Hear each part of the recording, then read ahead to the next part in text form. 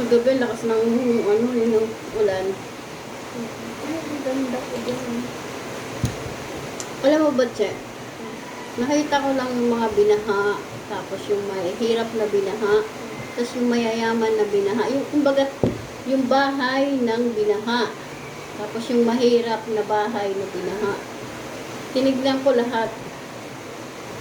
Alam mo ba yung ano, yung mahirap na binaha, ang putik nila sa loob ng bahay kasi naglilinis sila. Kulay itim, parang burak. Tapos yung binahang mayaman naman na maganda ang bahay, yung bahay ng mayaman. Tinignan ko yung putik. Bakit kulay dilaw? Parang kulay gold. Ano ko? Bakit naman? Kasi mahirap, kaya kulay itim yung putik. Yung bahay naman ng mayaman, kulay dilaw kasi mayaman sila. Ginto. Oh, pag masdan mo, paluunin mo. Ano pinanood yan? Ay, di sa mga ano, sa Facebook, sa ano, sa YouTube, yung mga binahang bahay, o kaya sa TikTok. Akala ko na naginip ka lang eh.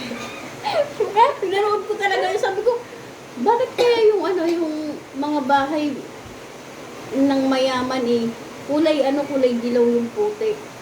Kumbaga malinis yung putik nila. Doon sa ano, sa mahihirap na bahay or nakatera sa mga ano, yung putik nila kulay itim. Sabi ko, bakit ganun? Eh, samantala, nung bumaha, isa lang naman ang tubig. Oh, di ba? Pinapanood ko lang. Eh di ibig sabihin, yung atin, yung putik natin dilaw eh.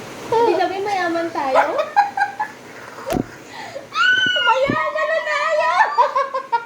Kahit man lang sa putik mayaman. Hindi nadami mo na naman. Bakit di ka na lang nakainom ng gamot? Nadami mo na Talaga naman. naman pinagmamasdan ko yun habang pinapanood ko. Sabi ko, bakit kaya yung ano, yung putik ng mahirap itim, yung putik ng mayaman dilaw? Malapit kasi sila sa kanan. Hindi ano yung pagbumaha, ano? Iisa lang naman yung putik ng ano ay tubig ng bumabaha O, isa lang naman yung dumadaloy ng tubig Eh, bakit pag natanggal yung ano, yung sa mayaman kulay dilaw, yung sa mahirap kulay Siyempre pag napunta itim, na sa mayaman, parang kulay burak. pag napunta na sa mayaman, ano na yun? Filter na yun. Mayaman sila eh. May pabili sila pang filter ng baha.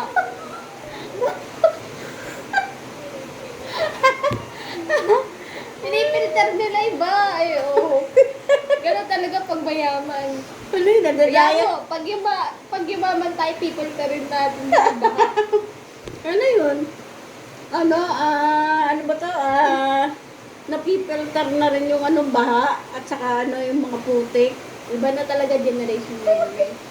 Nagtataka ako habang pinapanood ko sa buong ganun.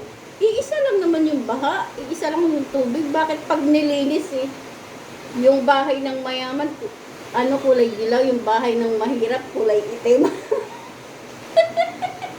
O pagmasdan nyo pag manood ka rin ng mga ano, mga binaha. Ganun makikita mo, mag-iisip ka rin. Nakikita ko kasi sa pag ang nakikita ko lang sa pinapanood ko. Kapag pag may baha, nag-swimming sila sa may baha. May mga bangka pa sila yung Tuwa pala Oo. Ako nga, gusto kong pumasok sa loob ng cellphone ko, makikiligo ako sa bahay. Nakita mo yung lalaking may hawak-hawak na daga. Yung dagang kanal. Nakalag-isa may kapton na gano'n to sila. Tapos, isa pa, may nakita ko sa mahirap, yung gapang ng daga, ganyan, yung tuloy-tuloy. Dire-diretso, tumutuloy-tuloy, gumaganon, dire-diretso, tumutulay yung daga. Eh, yung daga ng mahirap, nung bumaha, yung daga, nakatayo, ganyan, Oh. Nakatayo, naglalakad, nandidiri sa Yung daga ng mahirap. Yung daga ng mayaman, ganyan, daga ng mahirap, ganyan maglakad, nakita ko. Eh, yung daga ng mayaman, nakita ko, naglalakad na ganyan. Ganyan, nakatayo, ganyan, oh. Nandidiri sa baha. Tayo. Nakita ko yun. Lahat ng mga binahan, tinitignan ko eh. Iba naman dagami. Nakita ko. Lahat na napansin mo. Yung ipis nga eh, ito yung tubig. Ito yung tubig. Tapos ito yung tiles. Sabi ng ipis lang, oh. Gumaganyan, oh. Hindi bumababa sa tubig. Hindi diri, nakaganyan lang yung kamay, oh. Ayaw bumaba. Nakita ko. Ano mo sabihin ng ipis? Wow, baha! Swimming! Hindi diri, sabi ng ipis, ew. It's like super dirty. Nagsalita yung ipis. It's so dirty. Bakit barok yung English ng ipis? At least, nakapag-English. Nag-ubuhan na tayo dito. Virus na virus.